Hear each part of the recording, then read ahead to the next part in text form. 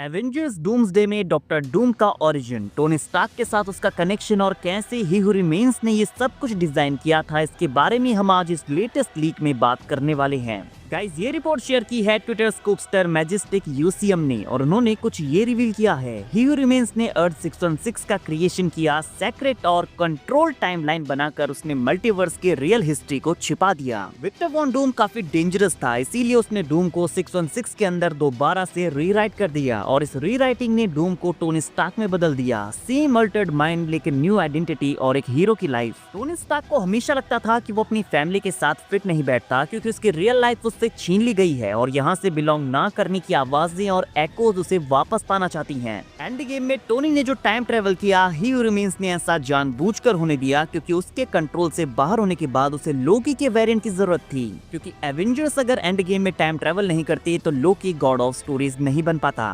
Future events की तैयारी के लिए लोकी का सरवाइव करना भी ही हू रिमेन्स के प्लान का पार्ट था और उसका अल्टीमेट पर्पस परमानेंट पीस नहीं बल्कि उससे बिट्रे करने वाले अदर कैंग वेरिएंट्स के अगेंस्ट एक मल्टीवर्सल वॉर प्रिपेयर करना था। जब टोनी स्टार्क की डेथ हुई तो ही हू रिमेन्स के प्लान का एक इम्पोर्टेंट पीस गायब हो गया। देन ही हू रिमेन्स की डेथ के साथ रियलिटीज को कंटेन करने वाला बैरियर भी टूट गया और डूम के सारे वेरिएंट्स दोबारा से एग्जिस्टेंस में आ गए और इन वेरिएंट्स में से वो डूम जो मल्टीवर्सल वॉर में लड़ा और हार गया था, उसकी मेमोरी भी वापस आ जाती है। डूम को इस बात का काफी बुरा लगता है कि वो ही हू रिमेन्स का पपेट बन गया था और इसी ह्यूमिलिएशन के चलते डूम को अब रिवेंज तो चाहिए ही, लेकिन साथ में वो पूरे मल्टीवर्स को अपने तरीके से रिबिल्ड करना चाहता है। और फैंटास्टिक फोर फर्स्ट स्टेप्स के पोस्ट क्रेडिट सीन में डॉक्टर डूम ने फ्रैंकलिन रिचर्ड्स को ढूंढ लिया है। डूम को उसकी पावर्स नहीं चाहिए, वो उसे मैनिपुलेट करेगा और फ्रैंकलिन को मल्टीवर्स के ओरिजिन के हिडन ट्रूथ को दिखाएगा। डूम का गोल ये है कि वो फ्रैंकलिन को कन्विंस करके मल्टीवर्स की रियल हिस्ट्री को रिस्टोर करे और डूम को मल्टीवर्स को रिबिल्ड करने के लिए फ्रैंकलिन के साथ साथ कुछ और पावरफुल बीइंग्स की भी मदद चाहिए और इसके लिए वो हीरोज के वर्जन्स को एज अ टूल यूज करेगा। और एवेंजर्स डूम्सडे में हम देखेंगे कि डूम फ्रैंकलिन और अदर हीरोज को मैनिपुलेट और रिक्रूट कर चुका है ताकि वो मल्टीवर्स के लिए एक नया ओरिजिन बना सके।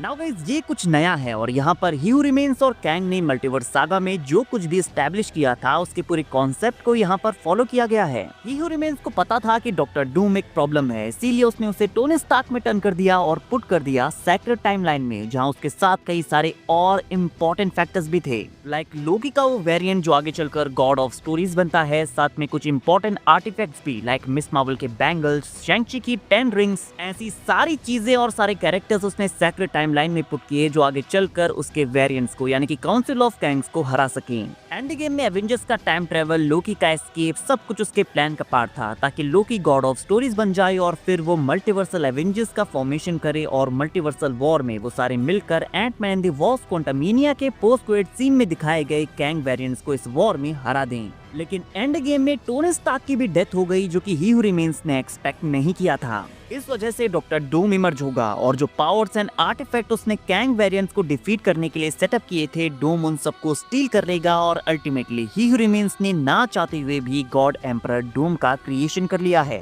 सो डॉक्टर डूम टोनी स्टार्क की तरह क्यों दिखता है, इसके पीछे अल्टीमेटली कैंग का हाथ होने वाला है और डूम को ये बिल्कुल भी पसंद नहीं आएगा कि उसकी हिस्ट्री को, उसके ओरिजिन को, पूरे मल्टीवर्स के ओरिजिन को यहाँ पर बदल दिया गया है एंड डॉक्टर डूम इसे रीराइट करना चाहेगा फ्रैंकलिन और कुछ अदर हीरोज की हेल्प से। तो अगर डूम्सडे की स्टोरी कुछ ऐसी होने वाली है तो इसका मतलब है कि Jonathan Majors as Kang Doomsday में वापस आने वाले हैं और अगर मार्वल उन्हें एज अ कैंग वापस नहीं लाने वाला तो इसका मतलब ये है कि वॉचर ओवाटो को ये पूरा इवेंट एक्सप्लेन करना होगा। गाइस, आपके अकॉर्डिंग क्या कैंग या ही हू रिमेन्स और कैंग के वेरिएंट्स को डूम्सडे में फीचर किया जाएगा? क्या मार्वल को जोनाथन मेजर्स के कैंग को वापस लाना चाहिए? और आपके अकॉर्डिंग ये स्टोरी कितनी सेंस बनाती है, कमेंट करके जरूर बताइए। वीडियो अगर अच्छी लगी हो तो वीडियो को लाइक और चैनल को सब्सक्राइब करना ना भूलें बिकॉज ऐसी ही अमेजिंग वीडियोस हम डेली लाते रहते हैं।